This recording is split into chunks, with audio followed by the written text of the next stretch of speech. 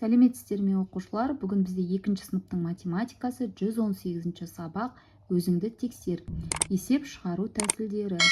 Сен санды бірнеше есе арттыруға, кемітуге, еселік салыстыруға берілген есептерді шығаруды, кері есептер құрастыруды, оларды шығаруды, жанама түрде тұжырымдалған есептерді құрастыруды және шығаруды, екі амалмен орындалатын кері есептерді құрастыруды, шығаруды үйрендің дейді. Бірінші есепке қарайтын болсақ, есепті шығар. Саяхатшылар әр аймақта 2 күннен болды. Олар 5 аймақта барлығы неше күн болды? Осы есепке 2 кері есеп құрастыр және оларды шығар деп берілген екен. Олай болса, бірінші есепке қарайық. Бірінші есепте саяхатшылар әр аймақта 2 күннен болған. Олар 5 аймақта неше күн болғаны белгісіз. Олай болса, біз мынау 5 аймақты 2 күнге көбейтеміз, сонда 10 күн болады. Жауабы барлығы 10 күн. Енді осы есепке кері есеп әр аймақта 2 күннен болды деп алдық, және 10 күн белгісіз, қанша аймақта болғандары белгісіз деп алдық. Бұл жерде шешуінде 10-ды 2-ке бөлеміз, сонда 5. Жауабы 5 аймақта болды деп алдық. Екінші тапсырма, есепті шығар. Саяхатшылар барлық аймақта 10 күн болды. Бұл Алматыда болған күннен 5 есе артық. Саяхатшылар Алматыда неше күн болды? Бұл жерде барлық аймақта болған уақыты 10 күн және 5 есе артық. Ал Алматыда болғандары белгісіз. Демек, 10-ды 5-ке бөлеміз. Сонда 2. Демек, жауабы Алматыда олар 2 күн ғана болған екен. Үшінші есепке қарайтын болсақ, есепті шығар. Саяхатшылар еліміздің астанасында 2 күн, ал басқа аймақтарда 10 күн болған. Саяхатшылардың ел астанасында болған күндерінің саны басқа аймақтарда болған күндерінің санынан қаншаға кем деп берілген. Астанада 2 күн болды, басқа аймақтарда 10 күн болады және белгісіз кем деп тұр. Олай болса, 10-нан біз 2 күнді азайтып тастаймыз, сонда 8. Демек, жауабы 8 күнге кем екен. Олай болса, келесі 4-ші тапсырма. Есепті шығар. Дәптердің бағасы 24 теңге, ал шардың бағасы одан 16 теңгеге кем. Дәптер шардан неше есе қымбат? Бұл жерде дәптеріміз 24 теңге деп алдық, және шар белгісіз теңге, бірақ дәптерден 16 теңгеге кем.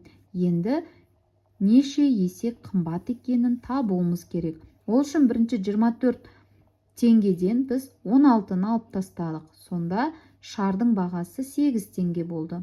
Енді есе қымбат болғанын табу үшін мына дәптердің бағасына біз шардың бағасын бөлдік. Сонда 24-ті 8-ге бөлгенде 3 шықты.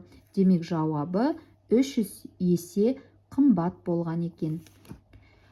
5-ші тапсырмада қысқаша жазбаша бойынша есеп құрастыр және оны шығар. Қоянның саны 3, түлкі белгісіз, бірақ түлкі қояннан 2 артық. Тиын белгісіз, бірақ тиын барлық қоян мен түлкінің санынан белгісіз болып тұр. Бұл жерде есептің шешуінде ең алдымен 3-ке 2-ні қосамыз. Яғни біз бұл жерде қоянға түлкінің 2 артығын қостық. Сонда бізде бұл жерде 5 шығады. Демек, түлкі 5 және оған қайтадан қоянды қосқан кезде 8 шығады. Бұл 8 дегеніміз мынау тұрған тиынның саны. Жауабы 8 тиын болады екен. 6-ші тапсырмада есепті шығар. Хайуанаттар бағында 5 түлкі және одан 2 кем аю және түлкі мен аю қанша болса, сонша тиын бар. Хайуанаттар бағында неше тиын бар деп берілген. Бұл жерде түлкі 5, аю белгісіз, бірақ аю түлкіден 2 кем деп алдық. Тиын белгісіз, бірақ барлығынан белгісіз болып тұр тиын, яғни түлкі мен аюдың санынан белгісіз. Демек, 5 түлкіден 2 кем аюды азайтамыз. Сонда 3 шығады. Бұл 3 аюдың саны болады. Енді осы аюдың санына түлкіні қосамыз. Сонда 8 болады. Жауабы 8 тиын бар екен. Жетінші есепке қарайық. Сурет бойынша есеп құрастыр және оны шығар. Бұл жерде бізде картоп берілген, ол 31 килограмм, және жемістер берілген, ол белгісіз. Бірақ жемістер картопқа қарағанда 18 килограммға кем, және бізге барлығы қанша екені белгісіз болып тұр.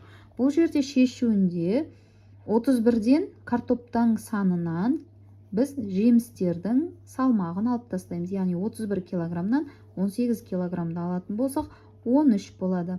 Бұл жерде жемістер 13 килограммға тең.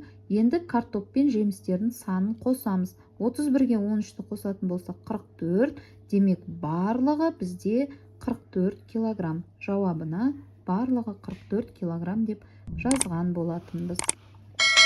Олай болса, бүгінгі сабағымыз аяқталды. Сіздерге түсінікті болды деген ойдамын. Келесі сабақта кездескенше сау болыңыздар.